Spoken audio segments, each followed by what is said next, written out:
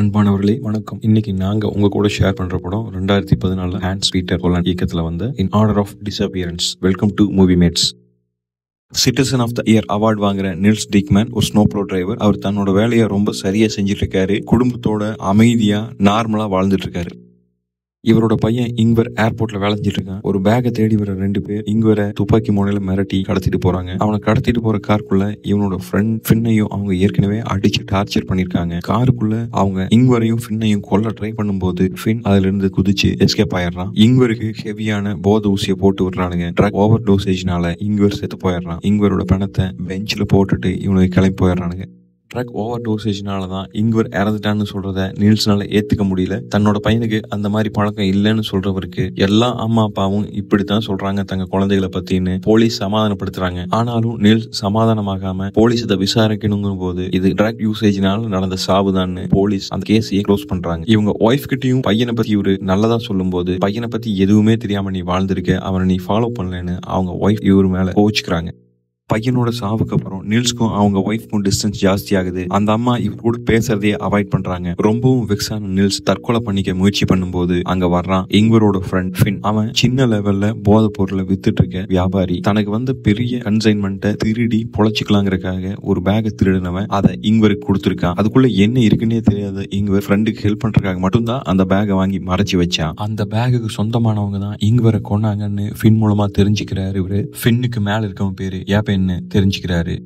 பையனோட சாவுக்கு பழி வாங்கணும்னு முடிவு பண்ண நீல்ஸ் தன்னோட ஒய்ஃபுக்கு தெரியாம நைட் வீட்டை விட்டு வெளியே வந்து எப்ப தேடி கண்டுபிடிக்கிறாரு. பையனை பத்தி அவர் விசாரிக்கும் போது ரொம்ப திமிரா பதில் சொல்றான். எப்ப அவனை அடிச்சு தன்னோட கார்ல தூக்கி போட்டு போற ஒரு காருக்குள்ள அவனை அடி வெளுத்து வாங்குறாரு. சமாளிக்க முடியாத எப்ப தான் ஆர்டர்ஸை எக்ஸிக்யூட் பண்ற அடியால் மட்டும்தான் எனக்கு ஆர்டர் போடுறவன் ரொனால்டோன்னு ரிவீல் பண்றான். காருக்குள்ளேயே அவனை கழுத்தை நெரிச்சு துடி துடிக்க கொள்றவரு அவனை தூக்கிட்டு போய் பெரிய நீர்வீழ்ச்சியில வீசிட்டு வீட்டுக்கு போயிடுறாரு.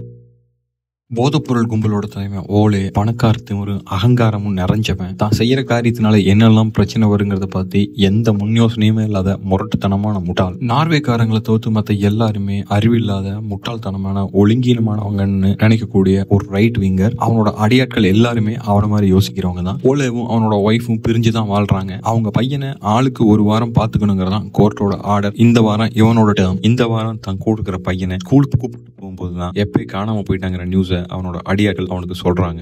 நீல்ஸும் அவங்க ஒய்ஃபும் ஒரே ஆபீஸ்ல தான் வேலை செய்யறாங்க. நைட் அவர் வெளியே போயிட்டு வந்ததை பத்தி சொல்ல வரும்போது அந்த அம்மா எதுவுமே பேசாம தன்னோட முகத்தை திருப்பிக்கிறாங்க. ரொனால்டோவை தேடி கண்டுபிடிக்கிற நீல்ஸ் அவனையும் அடிச்சு டார்ச்சர் பண்றாரு. அடி பொறுக்க முடியாத அவன் ஸ்ட்ரைக் தான் இங்வரை கொலை பண்றதுக்கு ஆர்டர் போட்டான்னு சொல்றான். அவனை ஏர்போர்ட்ல தான் ஈஸியா கண்டுபிடிக்க முடியும் சொல்றான் ரொனால்டோ. அவனை சுட்டு கொல்ற நீல்ஸ் அவனையும் பேக் பண்ணி அதே நீர்வீழ்ச்சியில வீசிட்டு போயிடுறாரு.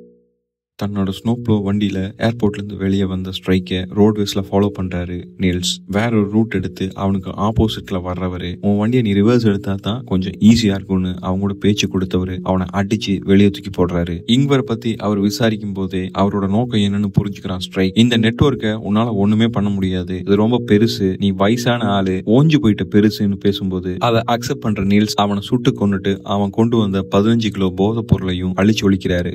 அவனை தூக்கிட்டு போய் அதே நீர்வீழ்ச்சியில வீசிட்டு வீட்டுக்கு போறாரு. தன்னோட சப்ளைல பியூர் கொக்கைன் 15 கிலோ காணாம போனது, தன்னோட ஆட்கள் 3 பேரு அடுத்தடுத்து தொடர்ந்து காணாம போறது, இது எல்லாமே ஓலேக்கு கோபத்தையும் ஆத்திரத்தையும் தருது. இதுக்கு காரணம் தனக்கு தொழில போட்டியா இருக்கிற செர்பியன் மாஃபியாஸ் தான் அவன் முடிவு பண்றான். நாகரிகம் இல்லாத அந்த செர்பியன்ஸ் என்னோட பிசினஸையும் டெரிட்டரியும் ஸ்பாயில் பண்ண ட்ரை பண்றானுங்க. அவனுங்க ஆளை நம்ம தீர்த்து கட்டினா தான் அவங்களுக்கு புத்தி வரும். சோ அவனோட ஆளை எவனோ ஒருத்தனை பிடிச்சி கொன்றுங்கன்னு தன்னோட டீமுக்கு ஆர்டர் போடுறான். ஓலேவோட ஆர்டர் படியே அவனோட ஆட்கள் செர்பியாவோட ஆள் ஒருத்தனை ஃபாலோ பண்ணி புடிச்சிட்டு வந்து அடிச்சு கொன்னு ஒரு சைன் போர்டில் கட்டி தொங்க விட்டுறாங்க.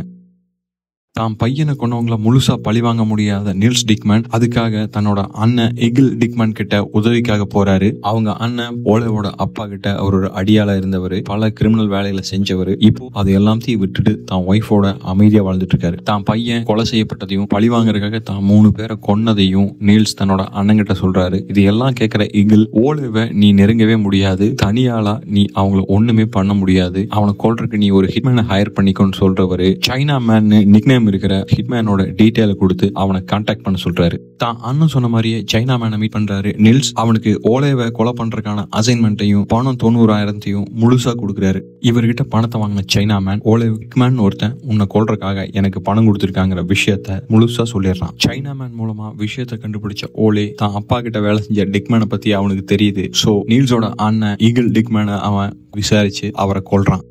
இவனுங்க அடிச்சு கட்டி தொங்க விட்ட அந்த ஆள் செர்பியன் கேங்ஸ்டர் பாப்பாவோட ஒரே பையன். தன்னோட ஒரே பையனை இழந்த அந்த பாப்பா பையனுக்கு பையனை கொன்னே தீரணும்னு சொல்லி ஓலேவோட பையனை கொலை பண்றதுக்கு தன்னோட ஆட்களை அனுப்புறாரு.